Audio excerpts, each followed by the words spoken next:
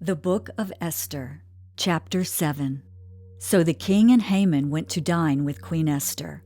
And on the second day at the banquet of wine, the king again said to Esther, "What is your petition, Queen Esther? It shall be granted you. And what is your request? Up to half the kingdom? It shall be done."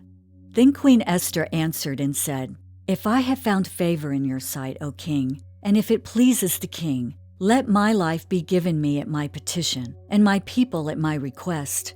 For we have been sold, my people and I, to be destroyed, to be killed, and to be annihilated. Had we been sold as male and female slaves, I would have held my tongue, although the enemy could never compensate for the king's loss."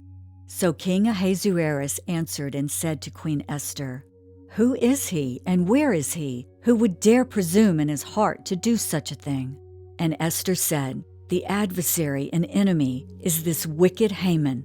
So Haman was terrified before the king and queen. Then the king arose in his wrath from the banquet of wine and went into the palace garden. But Haman stood before Queen Esther, pleading for his life, for he saw that evil was determined against him by the king. When the king returned from the palace garden to the place of the banquet of wine, Haman had fallen across the couch where Esther was. Then the king said, "Will he also assault the queen while I am in the house?" As the word left the king's mouth, they covered Haman's face. Now Harbona, one of the eunuchs, said to the king, "Look, the gallows, 50 cubits high, which Haman made for Mordecai, who spoke good on the king's behalf, is standing at the house of Haman." Then the king said, "Hang him on it." So they hanged Haman on the gallows that he had prepared for Mordecai. Then the king's wrath subsided.